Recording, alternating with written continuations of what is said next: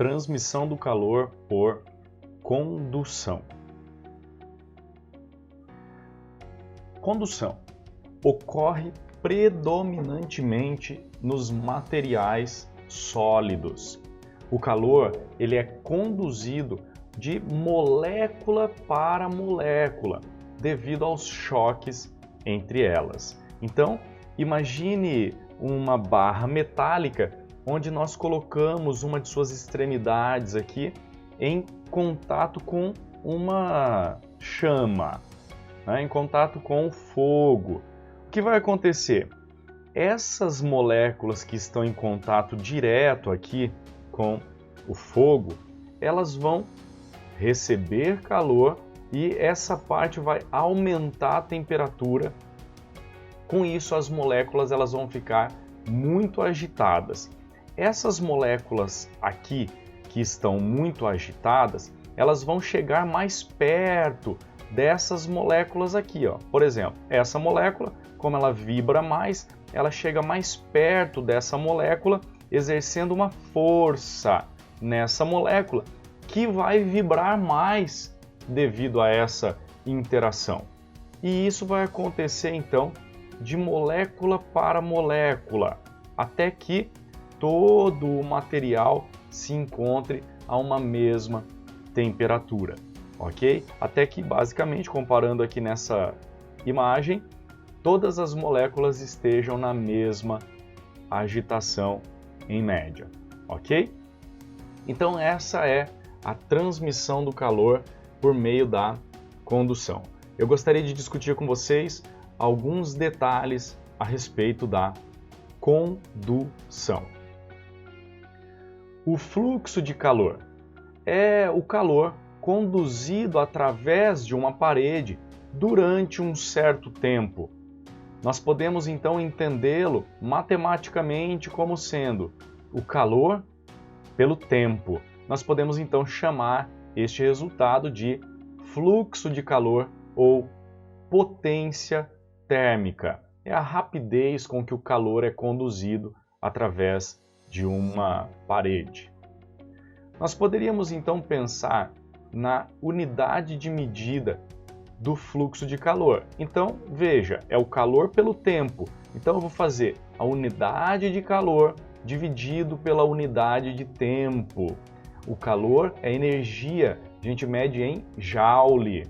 Tempo, a gente mede em segundo. Então, o fluxo de calor é joule por segundo. Anote aí, joule por segundo é watt, ok? No entanto, nós vamos utilizar durante as nossas aulas, na maioria dos exercícios, unidades usuais. Então, o calor será medido em caloria e o tempo continua em segundo mesmo. Então, vou usar a unidade para fluxo de calor, caloria por segundo, ok? O exercício nos dá condições de saber qual unidade nós devemos utilizar. Mas lembre, joule por segundo ou watt é o sistema internacional de unidades, ok?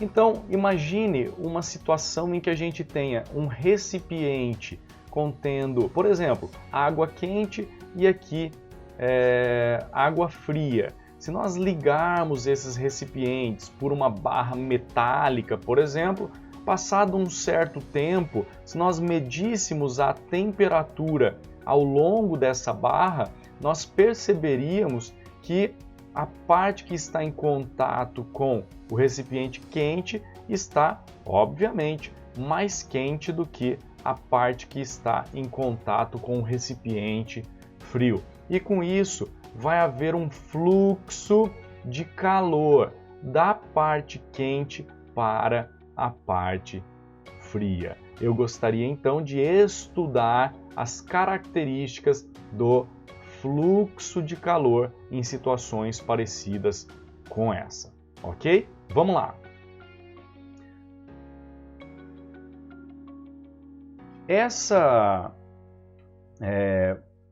Esse fluxo de calor faz com que tenha aqui nessa barra um gradiente de temperatura. O que é isso? É a temperatura ir diminuindo gradativamente ao longo do comprimento. Então, além da gente poder pensar no fluxo de calor assim, nós também podemos entender o que nós chamaremos de lei de Fourier, que é o fluxo de calor dependente do material que compõe essa parede e da sua geometria.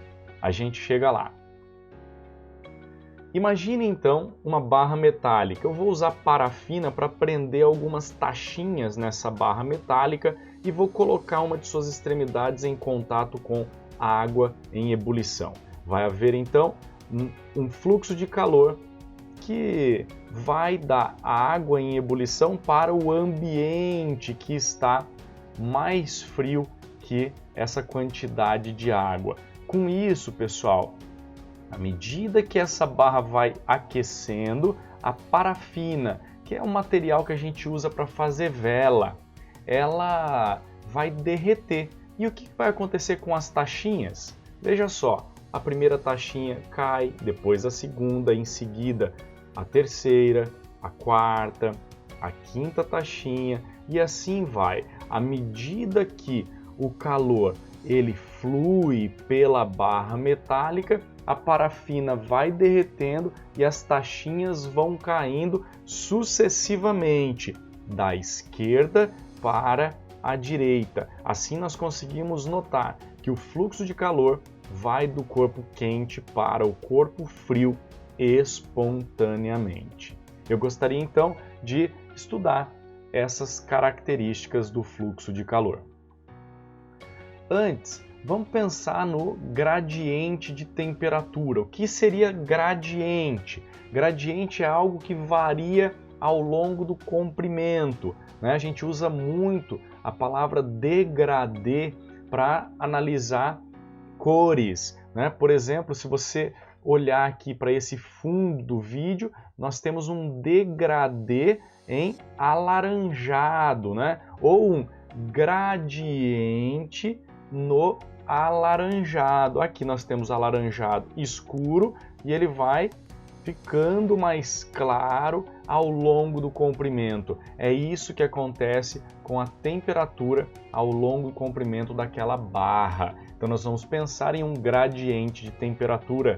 A temperatura varia ao longo do comprimento. Bom, pense então nessa situação. Vou pegar um recipiente que contém água em ebulição, um recipiente que contém gelo fundente e vou ligar esses recipientes pela barra metálica.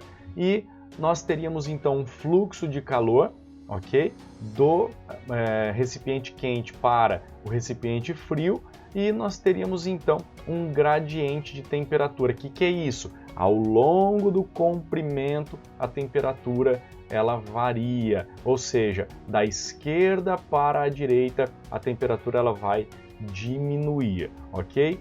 Então, nós poderíamos pensar em um gráfico. Aqui você tem a barra, tá? O comprimento dela, e você percebe que a temperatura ela decai ao longo do comprimento da barra, ok? Bom, esse fluxo ele vai ficar constante depois de um certo tempo e nós vamos chamar isso aqui de regime permanente ou estacionário. Os exercícios de vestibular vão justamente citar esse caso. Ele vai te perguntar qual é o fluxo de calor por aquela barra metálica no regime estacionário, ok? E assim você sabe que a temperatura ao longo da barra ela varia linearmente com o comprimento, ok? Então, se nós pegássemos aqui alguns pontos nessa barra, nós teríamos, por exemplo, aqui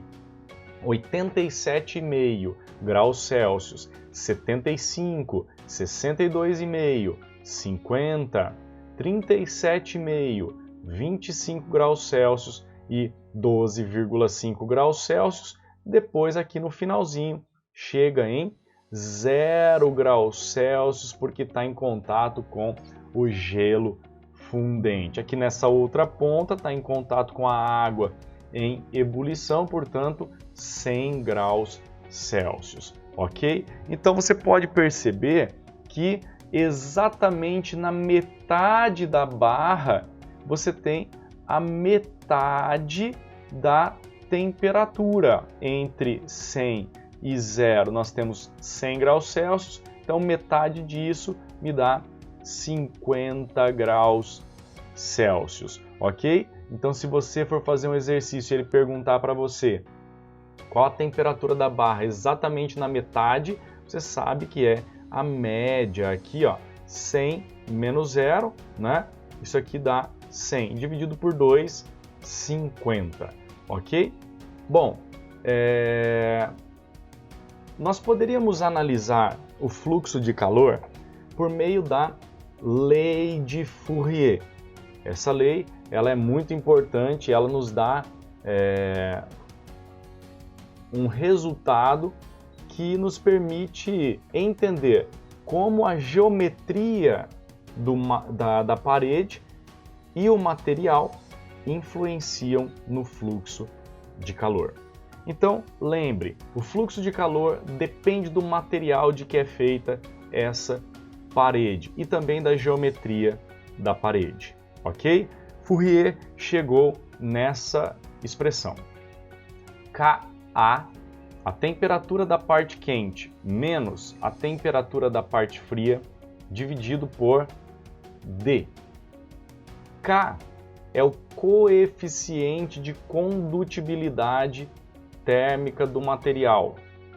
A é a área de secção transversal do material. O que é a secção transversal? É a gente pegar o material, né, aqui, a gente vai cortar o material transversalmente ao seu comprimento e nós vamos então olhar para essa figura aqui, ó, ok? Então isso aqui é a área de secção transversal, ok? Nesse caso aqui, como eu tenho um cilindro, a área de secção transversal vai ser um círculo, ok?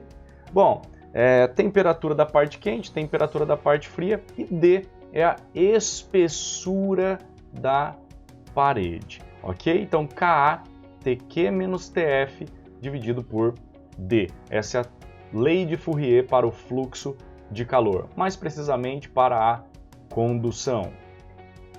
Coeficiente de condutibilidade térmica é uma característica do material que compõe a parede na qual nós estamos estudando a condução do calor. Então, a madeira ela conduz o calor de uma maneira, o metal conduz o calor de outra maneira, ok? Então, o material influencia o fluxo de calor.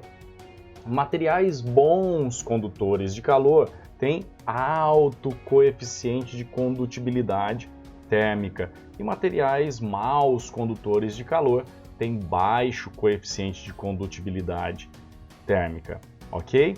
Então, K alto, bom condutor, K baixo, mau condutor, ok? Unidade. Bom, pessoal, para a gente analisar a unidade do coeficiente de condutibilidade térmica, nós vamos ter que fazer uma conta. Então, muita atenção. Eu vou isolar o K, para isso vou passar o D multiplicando o Φ, sobra lá em cima Φd, e vou passar o ATQ menos TF dividindo, ok? Vai sobrar Φd por ATQ menos TF. É assim que a gente calcula o coeficiente de condutibilidade térmica. E agora nós podemos fazer uma análise dimensional. Eu vou pegar aquela formulinha, vou simplificar um pouquinho e vou analisar as unidades das grandezas que eu estou utilizando para definir essa nova, que é o coeficiente, ok? Então, a unidade de Φ, a unidade da espessura, a unidade da área e a unidade de temperatura. Como é que fica, então, a unidade do coeficiente? Veja só, Φ é Joule por segundo, espessura, metro, área, metro quadrado, temperatura, Kelvin.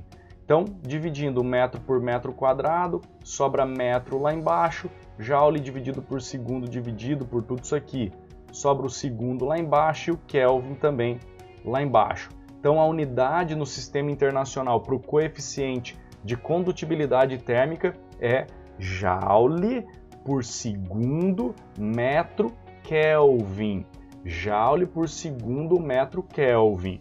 E no sistema usual, ao invés de calorias por segundo, ao invés de joules por segundo, nós vamos utilizar calorias por segundo, e ao invés de metro, centímetros, ao invés de Kelvin, graus Celsius, beleza?